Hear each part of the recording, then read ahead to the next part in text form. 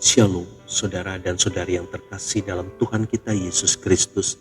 Marilah kita luangkan waktu beberapa menit untuk berkencan dengan Tuhan saat ini, agar dari hari ke hari kita semakin dekat dengan Tuhan, sehingga hidup kita semakin diberkati dan menjadi berkat. Bacaan dari surat pertama Rasul Paulus kepada jemaat di Tesalonika, bab 5 ayat 17. Tetaplah berdoa. Demikianlah sabda Tuhan. Syukur kepada Allah.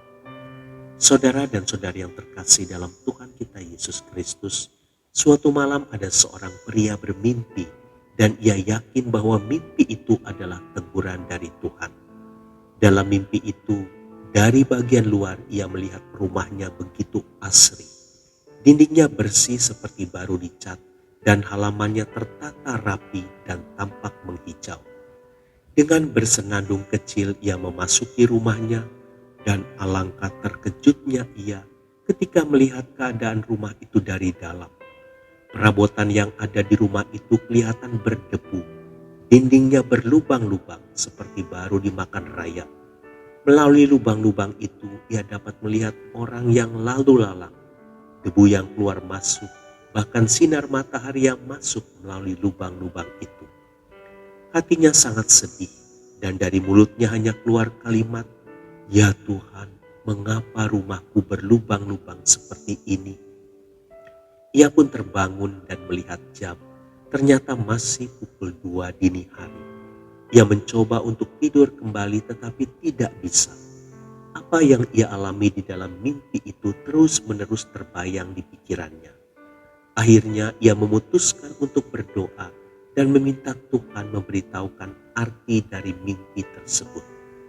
Di dalam doa ia diingatkan oleh Tuhan bahwa selama ini ia terlalu sibuk dengan segala rutinitas yang ada.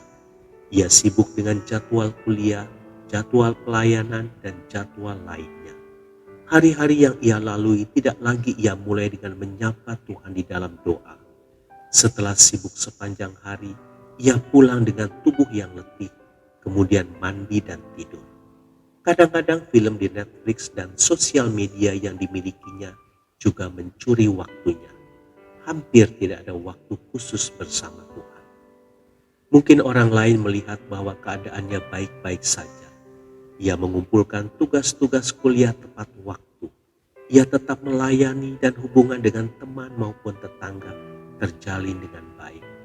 Tetapi hal yang menyedihkan terjadi di tengah-tengah rutinitas yang ia nikmati, yaitu rumah doa yang sudah lama ia bangun sekarang terancam rubuh karena digerogoti oleh rayap-rayap aktivitas. Biasanya ia memulai hari dengan membaca firman Tuhan dan berdoa, menyerahkan kegiatannya sepanjang hari kepada Tuhan. Sebelum tidur, ia akan berdoa bagi teman-teman, bagi keselamatan orang-orang di daerah tempat tinggalnya, buat kesejahteraan kota tempat tinggalnya, buat pertumbuhan gereja tempat pelayanannya, dan memohon perlindungan Tuhan atas para imam yang melayani di daerahnya. Tetapi kesibukan telah merampas waktu terindahnya, yaitu jam doanya di hadapan Tuhan.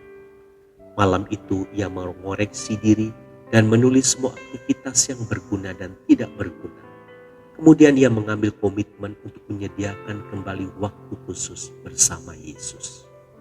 Saudara dan saudari yang terkasih dalam Tuhan kita Yesus Kristus, satu pertanyaan yang harus kita ajukan kepada diri kita sendiri setiap hari, yaitu, sudahkah kita menyediakan waktu bersama Yesus hari ini?